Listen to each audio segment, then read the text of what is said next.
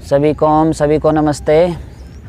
आज बात करेंगे एसिड बनना। तो एसिड किस तरह से बनता है और ये जब ऊपर की तरफ चढ़ता है तो इसका दुष्प्रभाव कहाँ कहाँ तक होता है। तो इसका दुष्प्रभाव तो पूरे शरीर पर होता है, यहाँ तक कि इसका दुष्प्रभाव हमारे ब्लड में आने लगता है तो हार्ट पर भी असर करता है।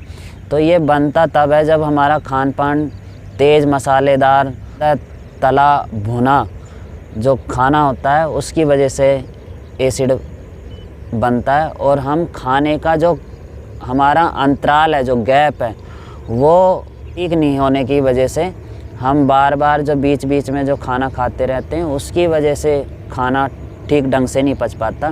खाना पचने में कम से कम 4-5 घंटे लगते हैं, लेकिन अगर हम उस दौरान बीच में पानी पी लें या कुछ खा लें तो वो खाना जो पच रहा है ना, उस पर असर पड़ जाता है। तो खाना पूरी तरह से नहीं पच पाता। जो खाना खाने का तरीका है वो तरीका हमारा अगर ठीक हो जाए और जो हम खा रहे हैं वो जो भी चीज़ें हम खा रहे हैं वो भी हमारा खान पान ठीक रहे तो हमारी इन समस्याओं से छुटकारा मिल सकता है। जो हम सुबह के समय जो चाय पीते हैं, खाली पेट जो चाय पी रहे हैं, तो खाली पेट जो चाय पी जा रही है वो दुष्प्रभाव डालती है।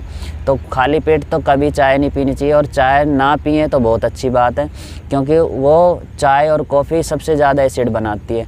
और उसके बाद में जो हम तले भुने और मसालेदार ये चिकने जितने भी पदार्थ लेते हैं ना, यहाँ तक कि गाय के घी को छोड़ करके जो और घी हम जो ले रहे हैं ना, वो बहुत ज़्यादा हमारा एसिड बनाने का ही काम करते हैं। तो हमने किसी भी चीज़ को खाएं तो उसको तरीके से खाएंगे तो हमें कहीं उससे और ज़्यादा लाभ मिलेगा। तो जिनको एसिड बन रहा है, तो खाना जिनका नहीं पच पा रहा है, अगर वो खाना खा भी रहे हैं तो उसके शरीर में तो और ज़्यादा पूरी बॉडी में दुष्प्रभाव पड़ रहा है। यहाँ तक कि ब्लड के अंदर भी अगर ये एसिड जो बनता है, अगर ये एसिड ब्लड के अंदर भी इसके गुण आने लगें तो ये हार्ट पर भी दुष्प्रभाव पड़ने लगता है।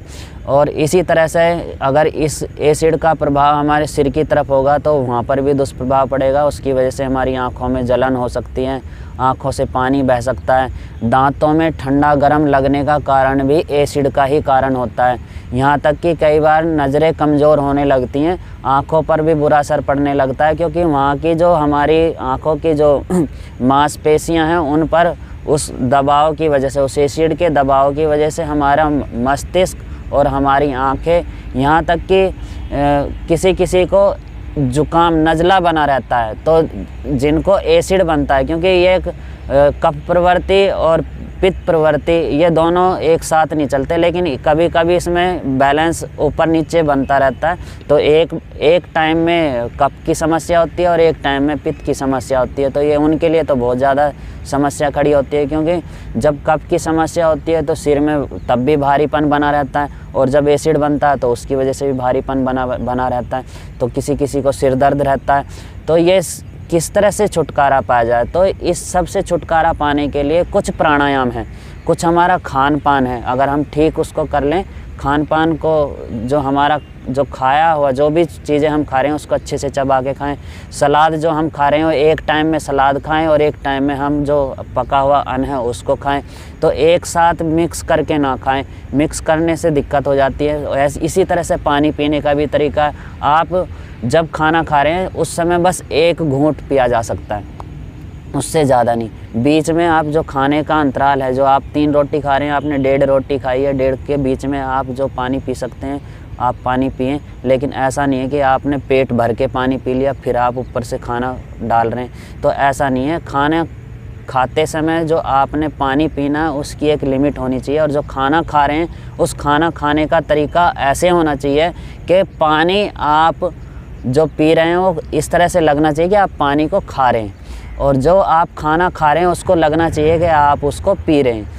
तो ये जब आप तरीका कर लेंगे तो आपकी एसिड की समस्या आधी हो जाएगी। और अगर आपने चाय छोड़ दी तो ये समझ लो कि आपकी समस्या ख़त्म ही है, क्योंकि जो हम चाय पी रहे हैं उसकी वजह से बहुत सारी समस्याएं होती हैं और हमें पता नहीं होता। और जिनको ये एसिड बनने लगता है, और एसिड बहुत पुराने समय से बनता आ रहा है, सालों से बनता आ रहा है, तो उसके शरीर के अंदर कई सारी समस्याएं आएंगी। उनको पथरी भी हो सकती है, उनको कब्ज़ की समस्या रह सकती है, ऐसे लोगों का जो मानसिक जो विचार हैं उनके वो ठीक ना होने की वजह से भी वो शरीर पर दुष्प्रभाव पड़ता है। तो जो एसिड बनता है हमारे विचारों से भी बनता है।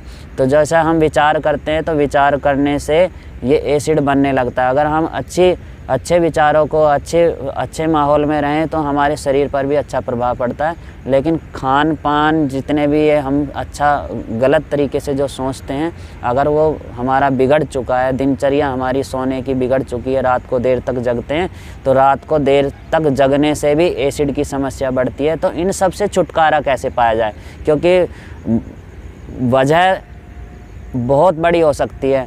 उसका समाधान एक छोटा सा अगर हम इस वीडियो के ज़रिए करना चाहें तो बस ये है कि आप प्राणायाम करें, आप समय से उठें, अपनी दिनचर्या को ठीक करते हुए। सबको पता है कि सुबह जल्दी उठना चाहिए, सूरज निकलने से पहले उठना चाहिए, और रात को दिन जब छिप रहा हो उस समय अपना भोजन कर लेना चाहिए। लेकिन आजकल शहरों में बहुत ज़्यादा समस्या है, देर तक जगना पड़ता है, काम धंधे देर तक करने पड़ते हैं, तो उसकी भी एक लिमिट होनी चाहिए। आपके पास समय है तो इसका मतलब ये नहीं कि आप रात भर जगें और सुबह तक आप बिस्तर पर पड़े रहें। तो सुबह थोड़ा जल्दी उठें, सुबह उठ करके कुछ बैठ करके भी आप कुछ अभ्यास अपने बिस्तर पर कर सकते हैं, और करने के बाद भी आप फ्रेश होने जा सकते हैं। तो बहुत सारी ऐसी क्रियाएँ हैं जिनको आप करके और फ्रेश हो करके उसके बाद फिर आप योगासन प्राणायाम कर सकते हैं। लेकिन पता सबको है, और जिनको नहीं पता है मैं आगे